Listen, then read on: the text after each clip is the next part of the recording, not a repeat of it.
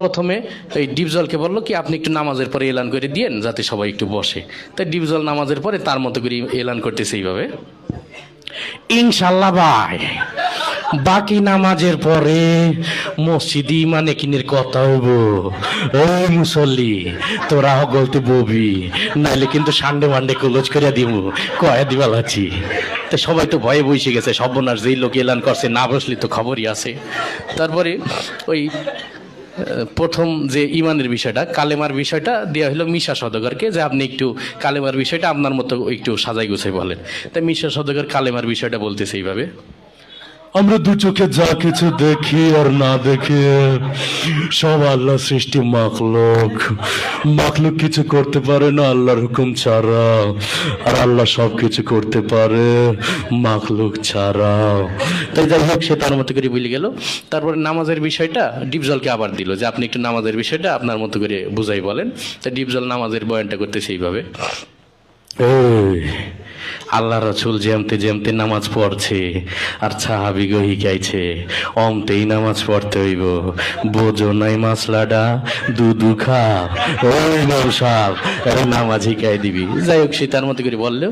তারপরে জিকিরের বিষয়টা দিয়ে হলো কাবিলাকে, যে আপনি একটু আপনার মতো করে কি জিকিরের বিষয়টা একটু বুঝাই বলেন। তাই কাবিলা জিকিরের বয়ান করতেছে এইভাবে, ওর হালতে মাওলা পাকে জিকির তোমার দিলের ভিতরে টাস টাস দিয়ে বাজতে থাকবে। জিকির হইলে যদি তুমি কবরের ভিতরে হান্দাইতে পারো তাইলে তো বাইসি গেলা, আর জিকির না হইলে কবরে হান্দাইলে ফেরেশতারা তোমার 14 শিখের ভিতরে হান্দাই দেবে। যাই হোক সে তার মতো করে বলে গেল। তারপরে একরামুল মুসলিমিন, মুসলমান পরস্পর হৃদ্যতা ভালোবাসা, এটা দিয়ে হইলো নায়ক ওমর সানিকে। তো ওমর সানি তার মতো করে বুঝাই বলতেছে এইভাবে, একজন মুসলমান আরেকজন মুসলমানের দুঃখ কষ্ট ভাগাভাগি করে নেওয়ার নাম একরামুল মুসলিমিন। চৌধুরী সাহেব আমরা গরিব হতে পারি, আপনার মতো বদদিন নই, আমি গত মাসেও 3 দিয়েছি। যাই হোক সে তার মতো করে বললো। এরপরে ওই সহিহ নিয়ত, আমরা যা কিছু করবো একমাত্র আল্লাহকে রাজি খুশি করার জন্য করব, এটা দেওয়া হইলো নায়ক মান্নাকে। মরহুম মান্না এসে তার বয়ানটা করতেছে এইভাবে,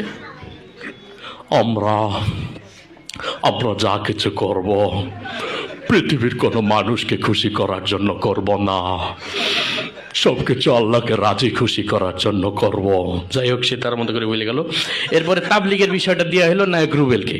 তাই নায়ক রুবেল তার মতো করে বলতেছে এইভাবে, আল্লাহর দিয়া জান, আল্লাহর দিয়া মাল, আল্লাহর দিয়া সময় নিয়ে আল্লাহর রাস্তায় বের হয়ে আল্লাহর দিয়া জান মাল সময় সঠিক মূল্যায়ন করতে হবে। আর জেনে রাখি শয়তান, তুই যদি আল্লাহর দিয়া জান, আল্লাহর দিয়া মাল, আল্লাহর দিয়া সময় সঠিক মূল্যায়ন না করিস তুই বেঈমান হয়ে মারা যাবি।